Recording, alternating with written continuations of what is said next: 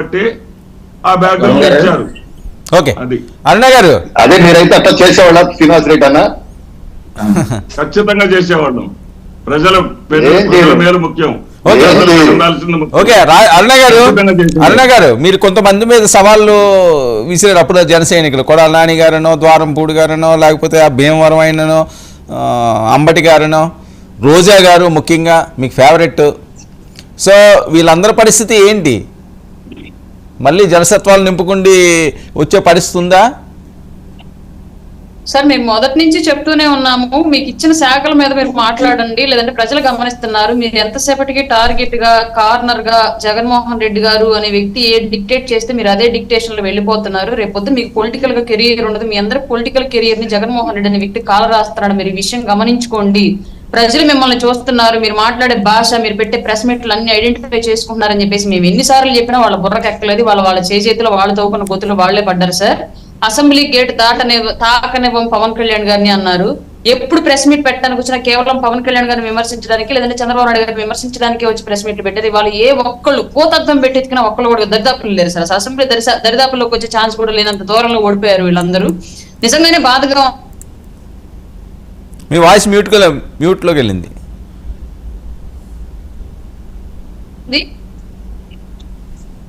వినిపిస్తుందా సార్? మాట్లాడండి.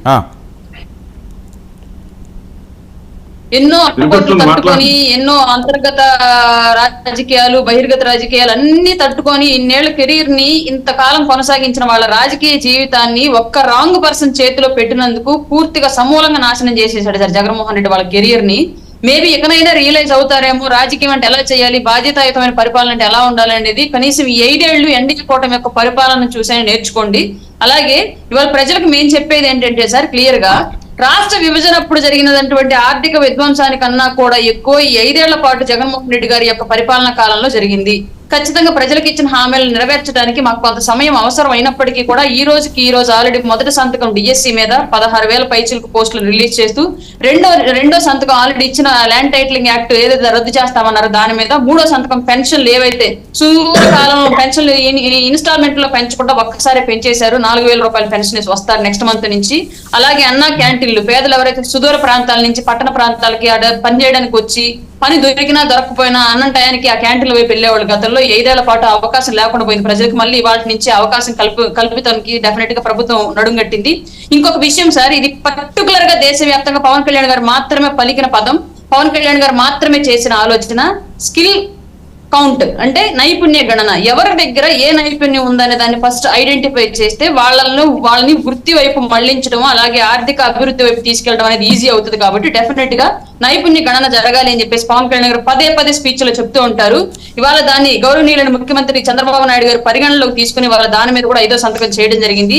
ఈ 5 కూడా ప్రజలకు 100% 5 ఏళ్ల పాటు కొనసాగించేలాగా, వాళ్ళ లైఫ్ ని ఒక స్థాయికి తీసుకెళ్లేలాగా వెళ్లేటువంటి అంశాలు. కాబట్టి డెఫినెట్ గా వీటి మీద ప్రభుత్వం ఖచ్చితంగా దీని మీదే వర్క్ చేస్తుంది. అభివృద్ధి వైపే 100% వెళ్తుంది. ప్రతిపక్ష హోదా కూడా లేనటువంటి వైసీపీ పార్టీ విమర్శ చేయండి. ఎందుకంటే అస్సలు ఏకపక్షంగా వెళ్లే ఏ ప్రభుత్వం కూడా సరైన దారిలో వెళ్ళిన దాఖలాలు లేవు. దానికి మీ ప్రభుత్వం ఎగ్జాంపుల్. గతంలో 151 సీట్లు వచ్చి నేను విర్రవీగితే వాళ్ళ మీ పరిస్థితులు అయిపోయింది. కారణం ఒంటెద్దు పోకడ.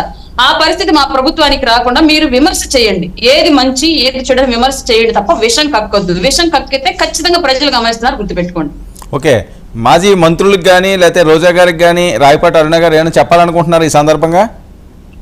నేను బుసలు కొట్టే పాముల మీద దాడి చేస్తాను తప్ప చచ్చి చేమలు పట్టిన పాముల మీద దాడి చేయండి సార్. నేను అంత అసమర్థురాలను కాదు. రైట్, ఓకే అండి, చూద్దాం. ఏదైనా ప్రశాంతంగా పాలన సాగాలి, ఒక మంచి పాలన ఇవ్వాలి. చెప్పండి. ఈయన శ్రీనివాసరెడ్డి గారు మాట్లాడుతూ ఇవాళ సచివాలయానికి పేరు మార్చారంటే, సచివాలయానికి పేరు మార్చలేక జగన్ సొంత డబ్బులు ఏమైనా కట్టాడా?